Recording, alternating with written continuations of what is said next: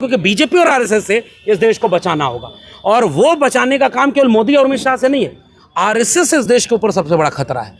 और आरएसएस से देश नहीं बचेगा, विश्वविद्यालय नहीं बचेंगे तो फिर कुछ बचेगा नहीं। मैं जब भी मंदिर का जिक्र आ रहा, पता नहीं क्यों राम मंदिर याद आ रहा है। कितने 100 करोड़ रुपए का घोटाला हुआ था, जरा आप लोग बताइए। राम मंदिर का कितने 100 करोड़ का? 1200 करोड़। मीडिया बोल रही है दूध का दूध, पानी का पानी हो जाएगा। कौन बोला? योगी आदित्यनाथ। दूध पानी लेकर के सपा वाले पहुंच गए संसद में, क्या आज तक कोई इस्तीफा नहीं हुआ? तो जो इतना बड़ा मंदिर बना, उसका चढ़ावा कौन चुराया? एक गाना बना है, किसी ने देखा, मैं मीम में देख रहा था मैं, कि पूछते हैं राम हनुमत बता दीजिए, और किसने चढ़ावा चुराया पता कीजिए।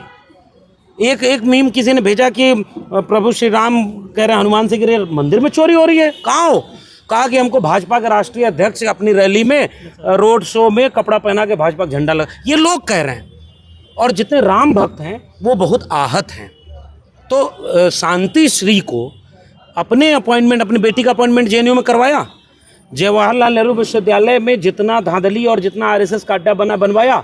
अब इस पर सवाल ना हो, इसलिए मंदिर बीच में ले आ रहा हूँ। और जब जब भाजपा वाले मंदिर की बात करें, आप राम मंदिर में चढ़ावा चोरी का सवाल पूछें, और एक सवाल पूछें कि 2 करोड़ की ज़मीन आधे घंटे बाद 18.5 करोड़ में कैसे बिकती है, जरा हमको बताइए, हमें भी ज़मीन थोड़ी सी बेचनी है। इस तरह का सवाल पूछना होगा, क्योंकि बीजेपी और आरएसएस से इस देश को बचाना होगा, और वो बचाने का काम केवल मोदी और अमित शाह से नहीं है, आरएसएस से इस देश के ऊपर सबसे बड़ा खतरा है। और आरएसएस से देश नहीं बचेगा, विश्वविद्यालय नहीं बचेंगे तो फिर कुछ बचेगा नहीं। एक आखिरी प्रश्न लक्ष्मण जी, तमाम लोग जो है ना इस्तीफा मांग रहे हैं, राहुल अमित शाह जी का, राहुल गांधी मांगे, तमाम शिक्षा संगठनों ने मांगे, आप भी मांगते हैं कि नहीं? हम कह रहे हैं इस्तीफा मोदी अमित शाह तो एक मुहर है, वो चेहरा है, असली है आरएसएस। वो नए मोदी और अमित शाह पैदा कर देगी। हमारी लड़ाई वैचारिक रूप से आइडिया ऑफ इंडिया, जो बाबा साहब डॉक्टर अम्बेडकर के संविधान से चलता है, उस आइडिया ऑफ इंडिया को बचाने की, जिसको आरएसएस मुट्ठी भर लोगों के हाथ में गिरवी रख रहा है। एक पेड़ माँ के नाम, लाखों पेड़ रानी के नाम।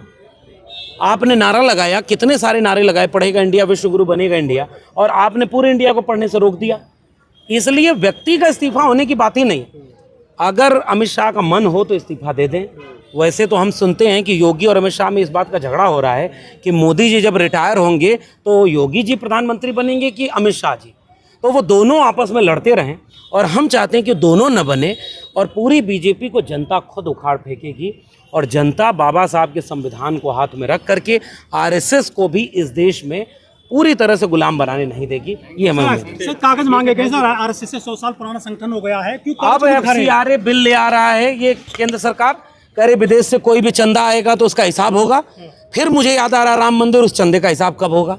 दूसरा, आरएसएस के पास इतना चंदा जो आया, ये इसी कुछ किलोमीटर पर झंडे वाला ने, उसकी इमारत जाके देख लीजिए। आप इस देश के स्कूलों की इमारत देखिए और बीजेपी की पार्टी कार्यालय देखिए, आपको समझ में आ जाएगा कि बीजेपी और आरएसएस को अपना भविष्य कहाँ दिखता है। इसीलिए कर्नाटक ही नहीं, आरएसएस को अपने आप इस देश के लोगों को बताना चाहिए कि इतना रुपया चंदा आया, इतना विदेश से आया, इतना हमारा ऑफिस बनाने में खर्च हुआ, इतना हमारा जो है चुनाव में बीजेपी का प्रचार करने में खर्च हुआ। पूरा हिसाब किताब आरएसएस को देना चाहिए। जिन्होंने तिरंगा नहीं फहराया 52 साल तक, वो हर घर तिरंगा फैलाने की बात कर रहे हैं। तो जिन्होंने संविधान का विरोध किया, हम उनको कहेंगे अगली स्कीम लॉन्च करो, हर घर संविधान, घर घर संविधान, और संविधान ही देश चलाएगा, क्योंकि बीजेपी संविधान बदलना चाहती है, हम उसे बदलने नहीं देंगे। Thank you.